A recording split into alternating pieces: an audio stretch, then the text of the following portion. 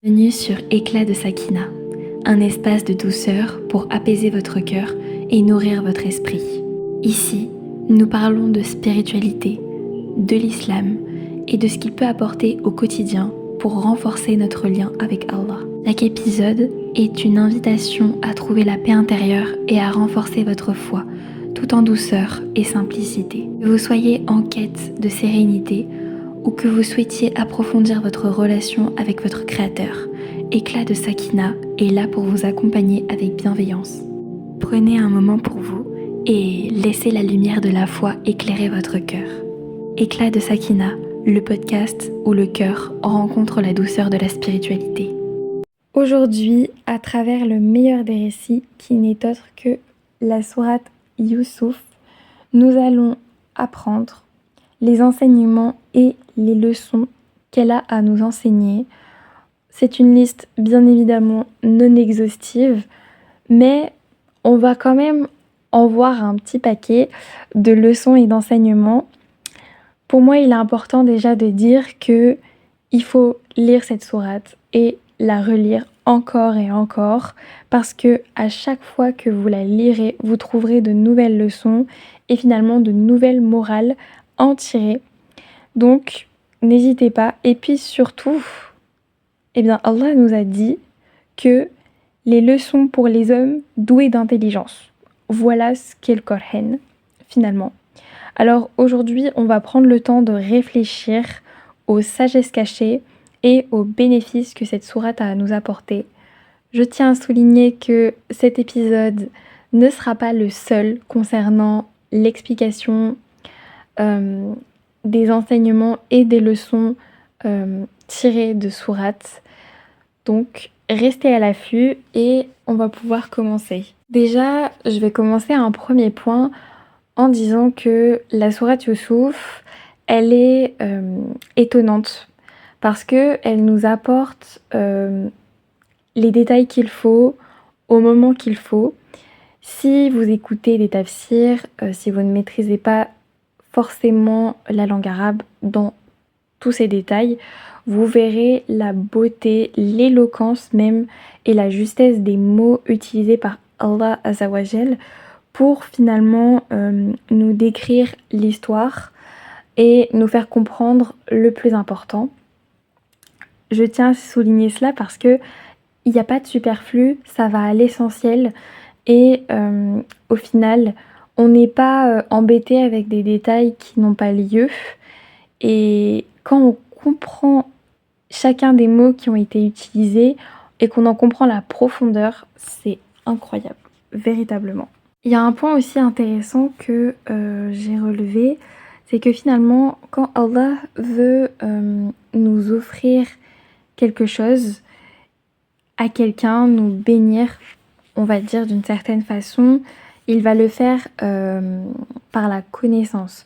La bénédiction de la connaissance est un immense bienfait, puisque par exemple, le prophète sallallahu alayhi wa sallam a dit, si Allah veut le bien de quelqu'un, il lui donne la compréhension de la religion. Et dans la sourate Youssouf, on a bien vu qu'il a béni, en tout cas qu'il a pris sous sa protection la famille d'Ishak par la connaissance, la sagesse et la prophétie, puisque Youssouf alayhi salam est un descendant d'une famille de prophètes, notamment par son père, Yacoub alayhi salam, qui est un grand prophète.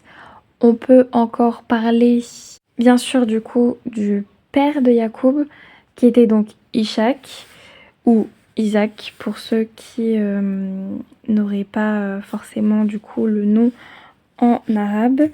Et puis, évidemment, Yacoub est le petit-fils d'Ibrahim.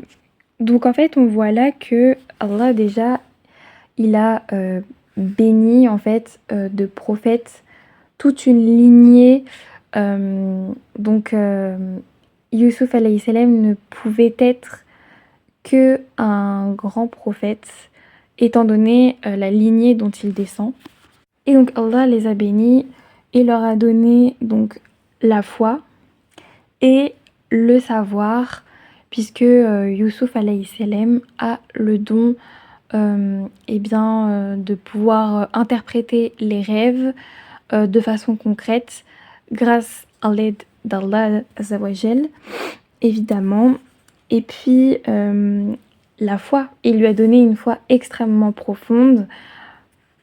On en parlera par la suite, mais son discours, sa droiture, sa rectitude morale est absolument impressionnante.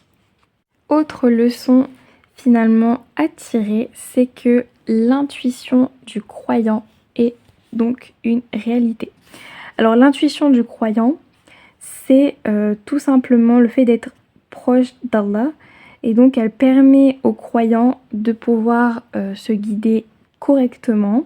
Et donc l'intuition, qui vient donc du terme arabe firasa, j'espère que je le prononce bien, eh bien on le remarque dès le début de la sourate, puisque Yacoub, il a averti que quelque chose n'allait pas vis-à-vis de Youssouf. C'est-à-dire que, Yacoub, il a prédit d'une certaine manière, grâce à Allah, au fait que il est extrêmement proche de ce dernier, que son fils ne devait pas en parler à ses frères, parce qu'il sentait que probablement il allait arriver quelque chose lorsque Youssouf a révélé qu'il était...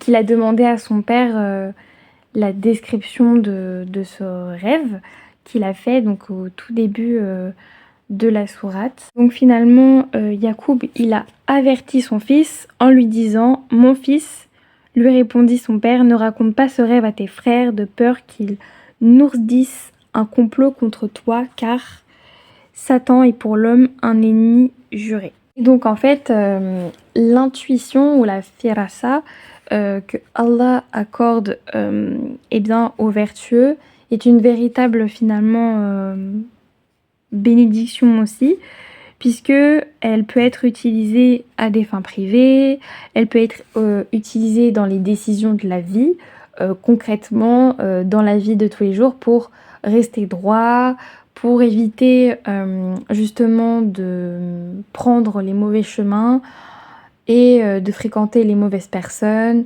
et bien d'autres choses encore que accorde l'intuition ou la firasa aux croyants. Allah a également accordé à Youssouf alayhi salam le pouvoir de l'interprétation, mais aussi en fait de voir des bonnes choses, des bons rêves.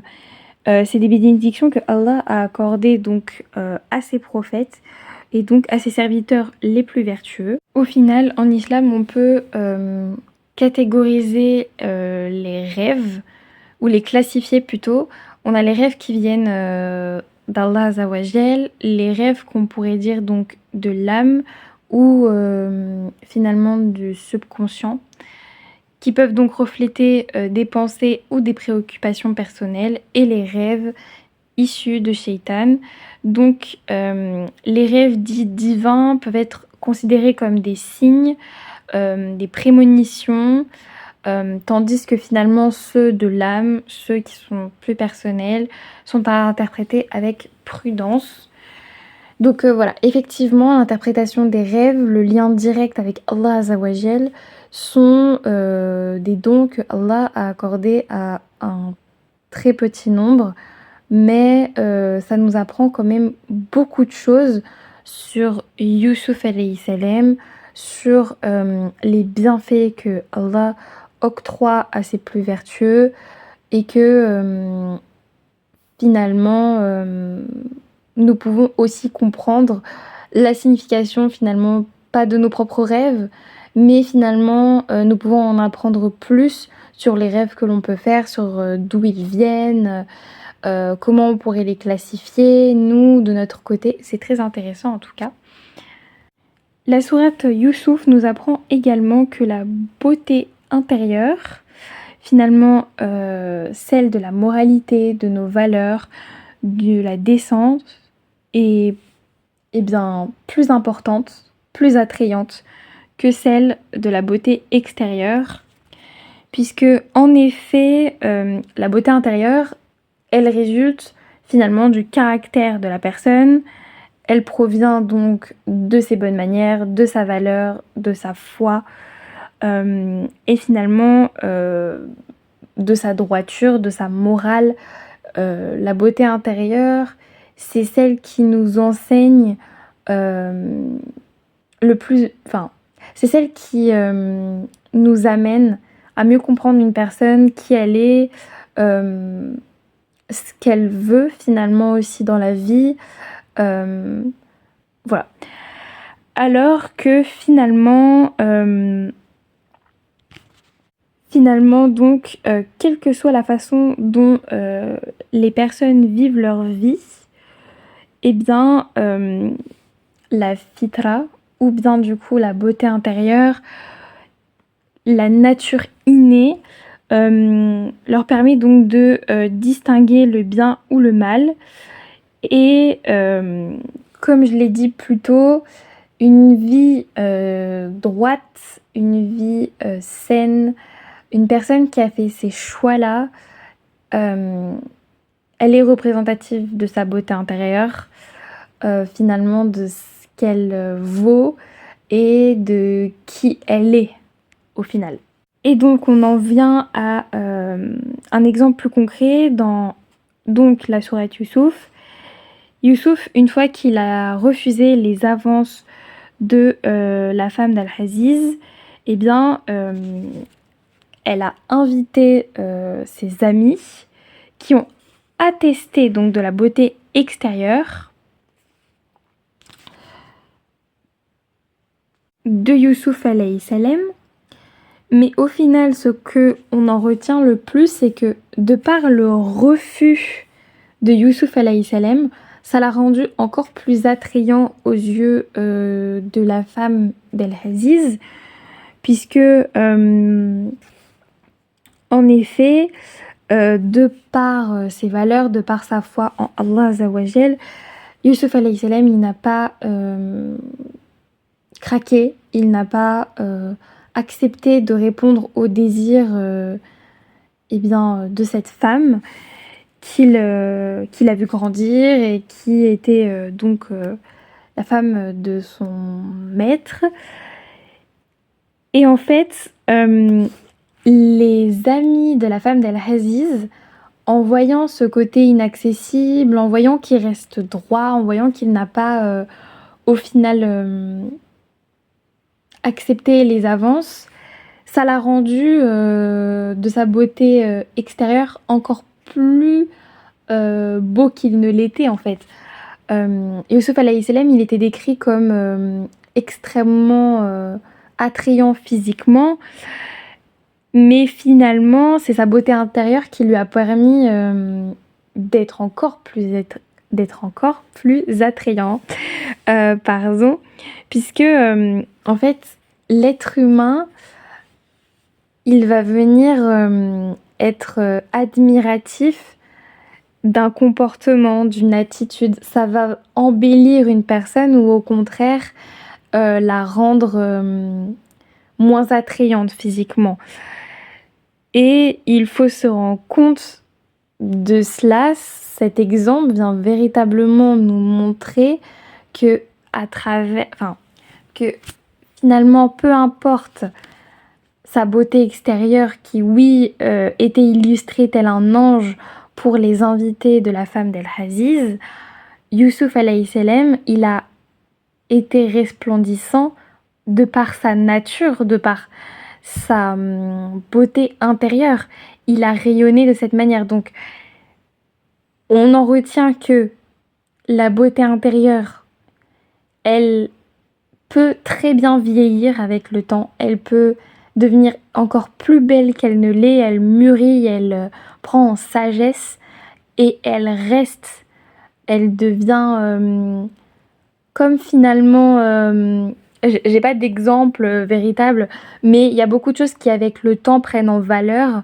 Et bien, la beauté intérieure peut, elle aussi, prendre en valeur d'une façon positive avec le temps, alors que la beauté extérieure, elle va venir s'estomper. Et je rajouterai une dernière chose. La femme d'El-Aziz, aussi attirante qu'elle aurait pu être, eh bien, son comportement, ses mensonges, ne l'ont pas rendue attrayante, ne l'ont pas rendue belle intérieurement.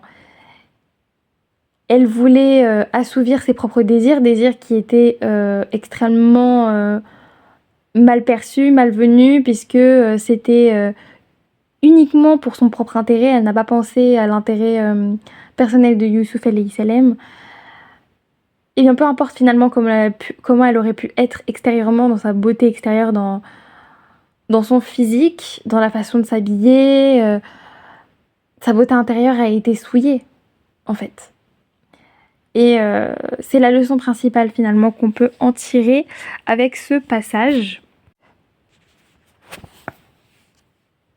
Ensuite, du coup, Youssouf alayhi salam, peu importe les gens qui ont pu le côtoyer, comme sa famille, l'épouse d'Al-Aziz, les prisonniers, le roi lui-même, on ne peut que attester du bon caractère, mais surtout du caractère noble qu'avait Youssouf alayhi salam, parce que il est resté droit. Et sa droiture, eh bien, l'a amené à être disculpé des fausses allégations qui pesaient sur lui, mais à aussi être promu au rang de ministre auprès du roi en Égypte, donc être le deuxième homme le plus influent du pays qu'il a vu être esclave. Il faut aussi dire que le regard de Youssouf, il était fixé donc sur l'au-delà, donc finalement bien loin des futilités de ce bas monde, puisqu'il n'a pas assouvi de désir à travers la fornication. Il n'a pas accepté finalement aussi, il n'a pas été vil, enfin il n'a pas été à la recherche finalement du gain. Il a été à la recherche d'Allah. Et c'est ça qui est le plus beau, puisque il a invoqué Allah finalement, et il est mort en état de soumission totale à sa volonté, et il fait partie du camp des vertueux. Et aussi, donc, la sourate Youssouf nous apprend l'importance d'être équitable et juste, puisqu'en fait, Yacoub alayhi salam, il est resté équitable à travers tous ses enfants, ses aînés qui ont été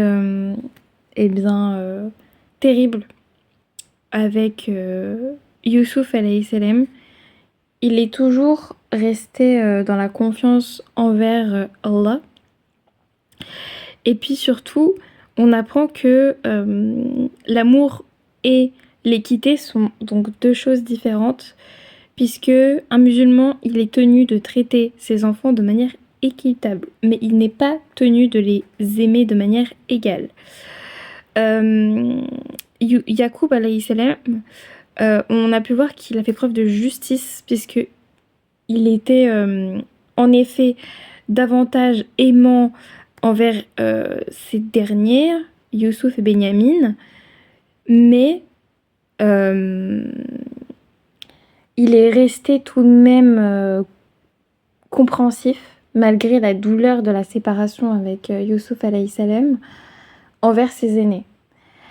Il est resté dans la droiture et il ne les a pas châtiés, il ne les a pas reniés, même s'ils n'ont pas ramené Youssouf alayhi salam comme il l'avait promis. Mais le fait qu'il aimait davantage Youssouf et Benyamin, ça a été une raison nécessaire pour que ces derniers soient jaloux de leur petit frère Youssouf, et qu'il s'en débarrasse. Alors, c'est vrai que on voit, au-delà du fait que Yacoub alayhi salam aimait ses enfants de façon différente et qu'un musulman n'est pas tenu d'aimer ses enfants de façon égale, j'aimerais ajouter ma touche. C'est vrai qu'il est difficile, alors je ne vais pas lancer le sujet sur le fait de quantifier l'amour. Évidemment, je suis pour un amour se rapprochant d'un enfant à un autre. On n'a pas à ne pas aimer un enfant et justement faire preuve d'injustice envers lui. Yacoub alayhi salam, malgré que effectivement il avait une affection plus forte pour ces derniers, il est quand même resté équitable avec ses aînés. Il a quand même essayé d'être juste avec eux, alors qu'il aurait pu, après cet incident, ne plus leur adresser la parole, perdre espoir, perdre confiance en eux, mais ça n'a pas été le cas. Donc, c'est une véritable leçon pour nous. L'amour, c'est un sentiment qu'on ne contrôle pas dans sa quantité. On ne peut pas quantifier ce sentiment, le contrôler. Par contre, la justesse est quelque chose dont nous devons faire preuve. C'est-à-dire que on ne peut pas quantifier, on ne peut pas savoir exactement ce que l'on ressent vis-à-vis de l'un ou de l'autre, mais nous ne devons pas, dans la parentalité, faire preuve d'injustice d'un enfant à un autre et traiter les enfants d'une façon différente au titre d'un amour différent. Yacoub alayhi salam en est une très belle preuve. La sourate Youssouf nous apprend également à apprécier les bienfaits d'Allah Azzawajal et à nous contenter de ce que Allah nous accorde, puisque effectivement, parfois, même très souvent, on est dans l'espérance, dans le désir d'une chose précise, et en fait, il peut s'avérer que ce soit véritablement un fléau de négativité pour nous, et Allah nous en éloigne. Et il y a aussi du bon, évidemment, dans ce que Allah nous donne. Il n'est pas, il ne repousse pas tout ce que l'on demande, évidemment.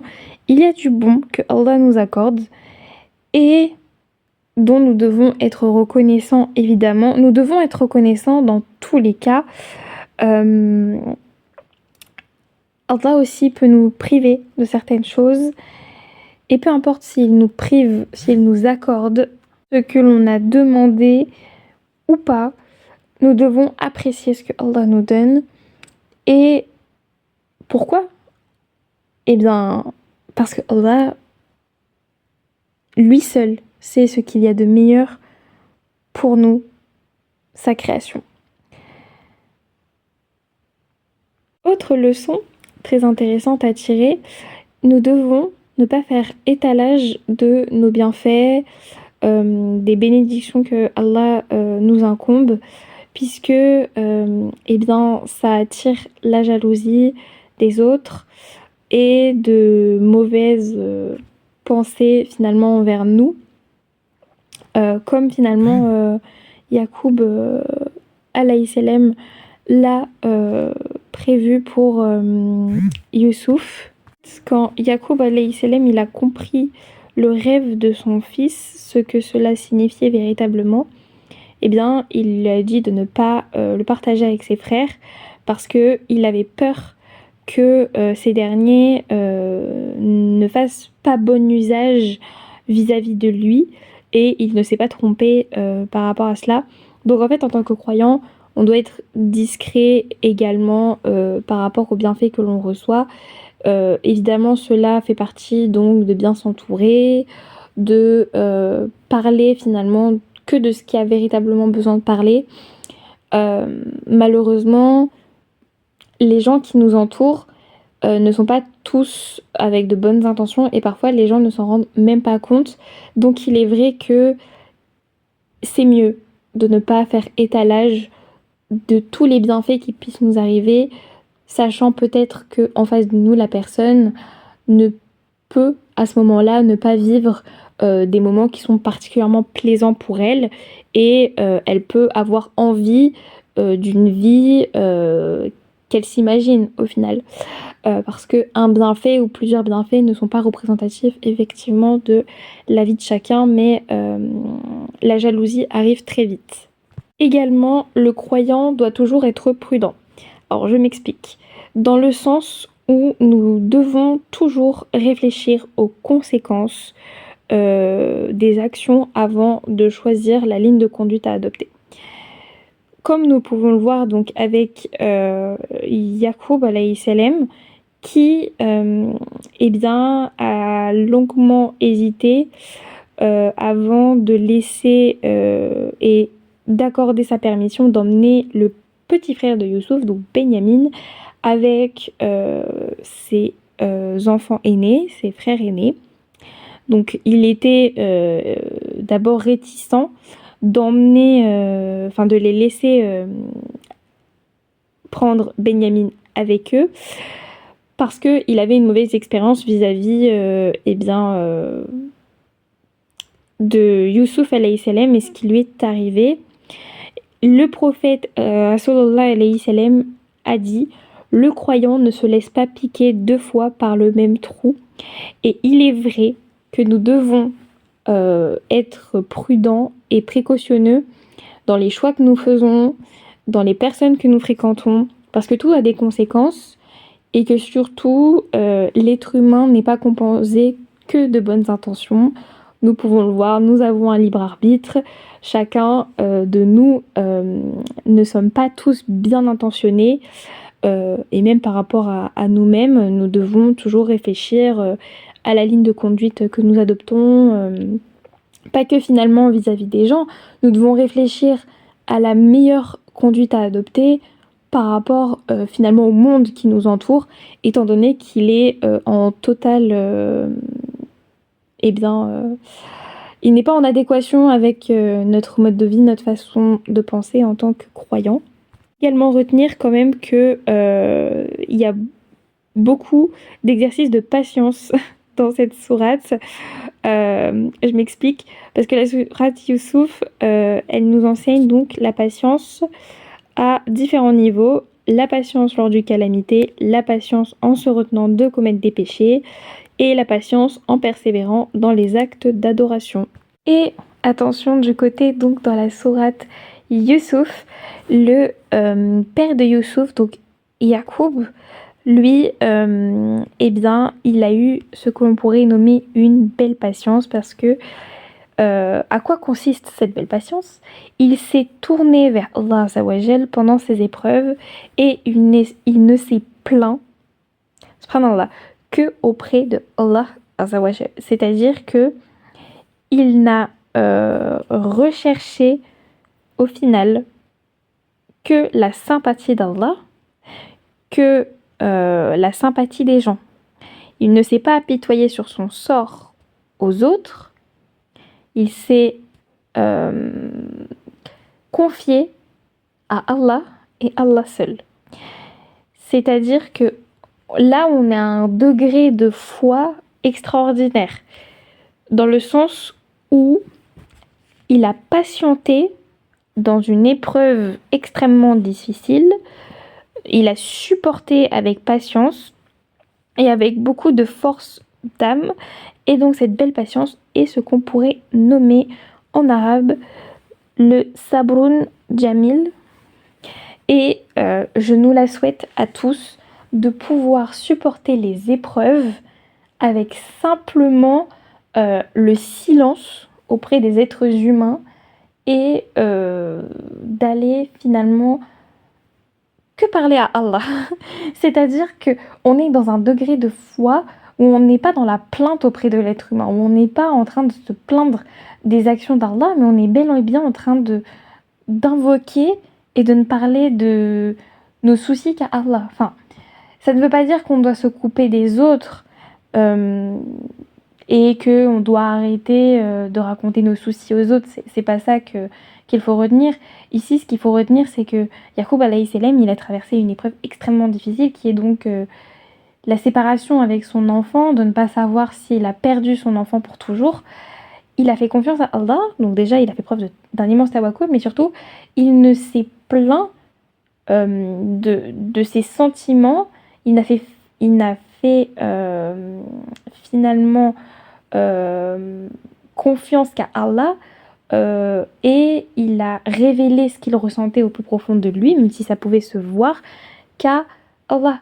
Donc il a gardé une bonne opinion d'Allah et surtout il a gardé une bonne opinion même auprès des autres êtres humains, c'est-à-dire qu'à aucun moment il n'est venu se plaindre de ce que Allah lui a imposé comme épreuve. Ce qui est magnifique aussi ici, c'est le respect de Youssouf alayhi salam, mais également de Yacoub alayhi salam, dans leur relation parent-enfant.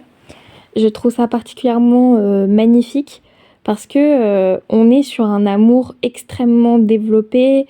Yacoub alayhi salam, il a pleuré l'absence de son puis de ses enfants d'une façon tellement forte. Il avait un immense amour pour eux et eux avaient un immense respect pour lui. C'est vraiment l'exemple même du respect que nous devons avoir envers nos parents. Alors bien évidemment, le sujet est assez large, le devoir des enfants vers les parents. Il y a assez, je pense, de contenu par rapport à cela, mais c'est surtout la façon dont ils s'aimaient chacun et dont ils se respectaient qui est belle à prendre en compte, je trouve. On peut aussi donc constater à travers finalement cette lignée eh bien, de prophètes, à travers la famille donc de Yacoub, puis de Youssouf, que un foyer pieux eh bien, donne forcément des enfants qui vont tendre vers la piété. Puisque effectivement, Allah eh bien, dit en toi et en faveur de la famille de Yacoub, comme il l'avait parachevé jadis en faveur de tes ancêtres Ibrahim et Ishaq. Donc, finalement, ce que l'on doit retenir ici, c'est que si nous voulons eh bien, que nos enfants soient vertueux, que nos enfants soient pieux, que notre descendance soit à l'exemple du meilleur des exemples, qui était Rasulullah alayhi salam, ou encore à l'exemple de Youssouf alayhi salam, nous devons commencer par nous-mêmes. Voilà. Devenons la version que nous voulons que notre descendance soit. Ce que l'on apprend également grâce à la sourate Youssouf, c'est que si on conserve une belle relation avec Allah que l'on construit au fur et à mesure du temps, au fur et à mesure de nos actes d'adoration, qu'on construit une relation suffisamment forte avec un vrai lien de confiance que nous avons envers lui, qu'on entretient, qu'on fait notre salat correctement, qu'on multiplie eh bien, nos actes d'adoration, qu'on s'accroche à notre foi. Actuellement, Allah fera en sorte dans le futur, malgré les épreuves, malgré eh bien, peut-être qu'il nous restreindra dans notre subsistance, que nous soyons toujours accompagnés de lui. Il ne nous abandonne pas, dans le sens où la piété que l'on apprend aujourd'hui, c'est la garantie de notre piété de demain. C'est-à-dire que Youssouf alayhi salam, depuis qu'il est tout petit, il a construit une vraie relation avec Allah Azawajal. Et finalement, la taqwa d'Allah, que Youssouf a envers Allah, dans sa jeunesse, Allah il lui a préservé dans sa maturité. Il a fait en sorte qu'il a résisté à la tentation pendant la période la plus vulnérable finalement de sa vie, qui était le début de l'âge adulte. Et plus tard, eh bien, si nous résistons dans les épreuves, Allah l'a honoré. Et ça nous prouve aussi que si nous résistons à travers les épreuves, Allah nous honore toujours. Donc c'est 2 leçons en une. Il faut également apprendre à contrôler notre ego, dans le sens où si nous laissons nos désirs, nos pulsions, sans apprendre à les contrôler, cela peut avoir de très lourdes conséquences, puisque on peut être amené à faire le mal pour satisfaire notre propre ego, comme finalement l'ont montré dans la sourate Yusuf les frères de Yusuf alayhi salam, mais aussi la femme d'Al-Aziz, qui a succombé à son ego et finalement ça ne lui a causé que du tort. C'est-à-dire que succomber à son ego, agir sans réflexion, sans intelligence dans nos actions, nous amène à satisfaire sur l'instant T notre ego, mais par la suite récolter une souffrance bien plus grande que la satisfaction que l'on a obtenue sur l'instant T. Parce que les frères de Yusuf alayhi salam, ils ont manigancé un plan que l'on pourrait même catégoriser de machiavélique pour que leur père les considère de la même façon. En tout cas d'un amour qui était à leurs yeux bien différent et qui n'était pas équitable. Au final, qu'est-ce qu'ils ont récolté ? Ils ont récolté un homme qui a été blessé, qui était triste et qui n'a pas satisfait leur envie en fait. Et la femme d'Al-Aziz, elle, eh bien, qu'est-ce qu'elle a eu au final ? Elle a accusé faussement Yusuf alayhi salam, l'a fait emprisonner, alors qu'au final, elle voulait simplement satisfaire son besoin à travers la fornication. Et elle n'a absolument pas récolté ces choses-là, puisqu'elle espérait que son époux Al-Aziz ne le découvre pas. Il l'a découvert, eh bien, son envie de tromperie en même temps, le même jour, quasiment à l'instant T de sa tentative envers Yusuf alayhi salam, et plus tard, elle s'est faite humilier, elle a tenté de rétablir son ego. En fait, on apprend ici que l'ego et les actions qui en découlent peuvent être extrêmement destructrices parce que une action mauvaise entraîne une action mauvaise. Vous allez être tenté, en faisant le mal une fois, de continuer à faire le mal parce que vous vous enfoncez dans vos actions. Si vous êtes amené à faire le bien, vous allez faire le bien. C'est un effet boule de neige au final. Nous avons également un excellent rappel dans l'histoire de Yusuf alayhi salam, puisque on voit ou revoit que le commérage et la médisance sont des péchés, déjà d'une part, et qu'ils nous éloignent d'Allah. Le prophète sallallahu alayhi salam a dit « Une partie de la perfection de l'islam de quelqu'un consiste à délaisser ce qui ne le regarde pas. » En effet, on rappelle que le croyant, il ne doit en aucun cas s'engager dans des discussions futiles sur les autres. Dans le sens où, si ce que vous dites pourrait blesser la personne, c'est une calomnie, c'est un commérage. Ça n'a aucun bienfait pour la personne sur laquelle vous parlez. Et on a ce rappel en action, puisqu'on en voit le mal, lorsque les femmes de la ville ont commencé à propager les ragots de Youssouf alayhi salam et de la femme d'Al-Aziz, donc justement sur eh bien, cette histoire, comme quoi eh bien, la femme d'Al-Aziz a été séduite par Youssouf alayhi salam et que elle ne tournait pas rond. C'est à partir de là que l'histoire s'est véritablement aussi intensifiée, puisque après cet incident-là, ça aurait pu pas s'arrêter, mais ça aurait pu être mis un petit peu sous le tapis. Mais en entendant ces commérages, en entendant ce qui se disait à son propos, la femme d'Al-Aziz, elle a voulu laver en quelque sorte son honneur en invitant ces femmes de la ville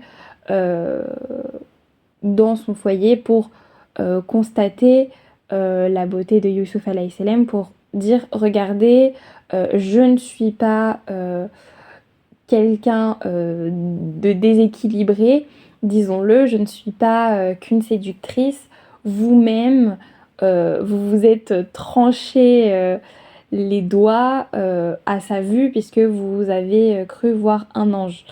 Et en fait, on en voit tout la négativité de cette action et tout ce qu'elle peut découler, et ainsi ses dangers. Et donc bien évidemment, si vous êtes témoin d'un commérage, eh bien n'hésitez pas à défendre l'honneur de cette personne et éviter justement que les propos diffamatoires soient propagés. Et je terminerai par rapport à cet enseignement avec le fait que Allah prend extrêmement au sérieux la médisance, puisqu'il a interdit le paradis à celui qui commet ce péché. Il faut aussi dire quelque chose de très important, un autre enseignement à retenir, c'est que désirer commettre un péché n'est pas un péché, mais c'est l'action qui va en découler. Donc si vous décidez d'agir en conséquence, qu'il l'est, dans le sens où on n'est pas tenu responsable de nos pensées, de commettre un péché. Donc tant qu'on décide de ne pas le mettre en pratique, c'est-à-dire qu'on n'a pas réellement de pouvoir sur les murmures de Shaitan, donc les mauvaises idées, les mauvaises pensées qui va venir nous mettre en tête. Mais par contre, nous sommes responsables de nos actions, de nos réactions vis-à-vis de ces pensées. Et pourquoi je dis cela? Parce que dans la sourate Youssouf, Allah il dit explicitement que Youssouf il aurait aussi désiré d'une manière ou d'une autre la fornication. Il a été séduit, mais il avait la crainte d'Allah. Donc il a empêché son ego, il a empêché son âme d'agir en fonction de ce désir, et il a contrôlé une envie illicite par sa piété. Et donc, nous apprenons que le meilleur moyen de contrôler une envie de commettre un péché, c'est de se tourner vers Allah Azawajal. Puisque, eh bien, Youssouf alayhi salam nous l'enseigne. Si vous sentez que vous allez commettre un péché, que vous n'êtes pas sur le bon chemin, que vous avez des west-west, que vous avez des mauvaises pensées, tournez-vous vers Allah, tournez-vous, invoquez, faites votre salat, lisez le Coran, méditez, parce que c'est que en entendant le bien, en écoutant ce qui est juste, ce qui est bon, en nourrissant notre âme, notre ego de la meilleure des manières, que nous agirons de la meilleure des manières.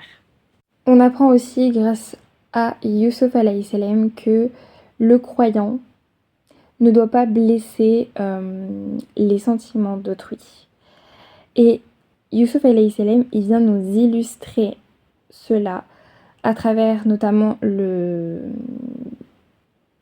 la façon dont ses frères l'ont traité, puisque Youssouf alayhi salam, il a dissimulé leurs fautes, il leur a épargné l'embarras, il ne leur a même pas demandé de se justifier sur le pourquoi du comment il l'avait jeté dans le puits.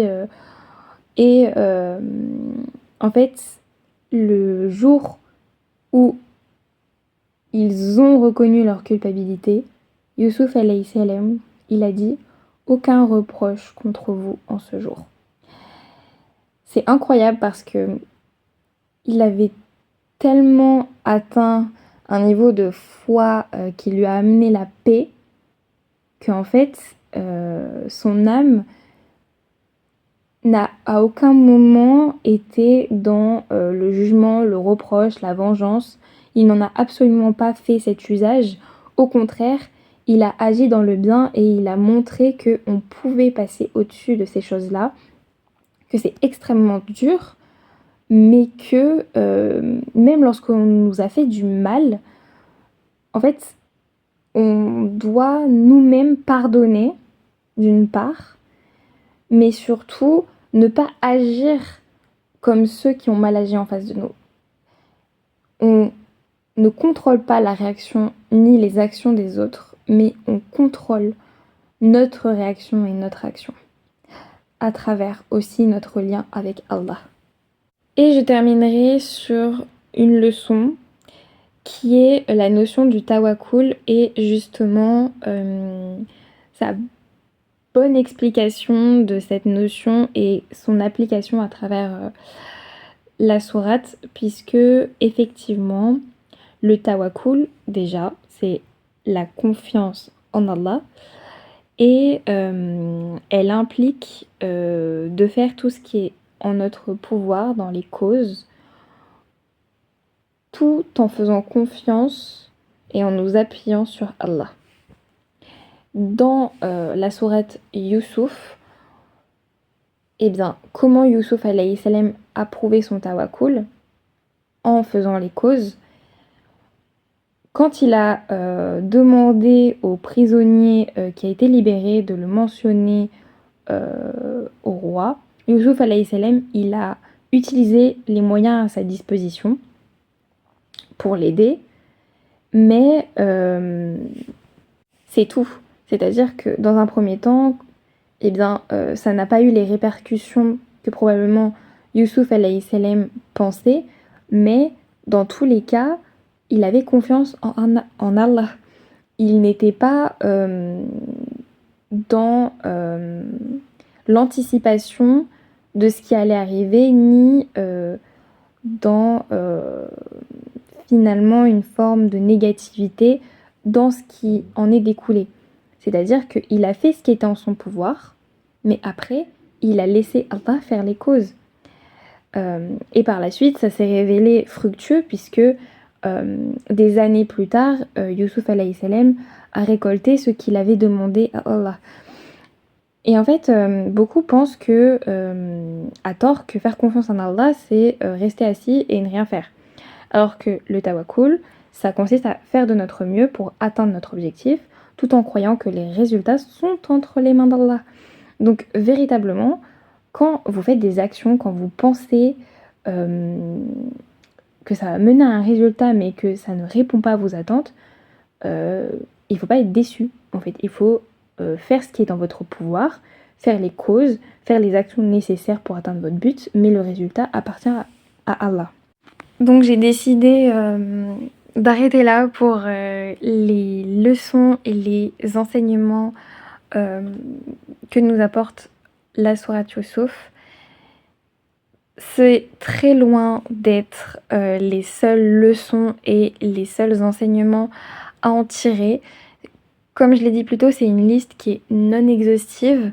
Vous pouvez en apprendre beaucoup d'autres enseignements et je vous laisse clairement aller vous renseigner, aller apprendre.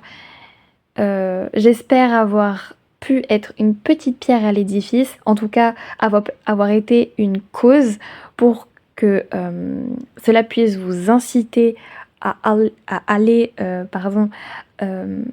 relire la sourate Youssouf, à aller en écouter un tafsir, à en comprendre ces enseignements les plus essentiels et les plus bénéfiques. Sur ce, je vous laisse et j'espère que cet épisode vous aura plu. C'est déjà la fin de cet épisode. Nous espérons que vous avez apprécié cette discussion autant que nous avons aimé la voir. N'oubliez pas de vous abonner à notre podcast pour ne manquer aucun épisode. Et si le cœur vous en dit, laissez-nous un avis ou partagez cet épisode avec vos amis. Vos retours sont précieux et nous aident à nous améliorer. Éclat de Sakina revient prochainement pour un nouvel épisode. En attendant, prenez soin de votre cœur ainsi que de votre religion.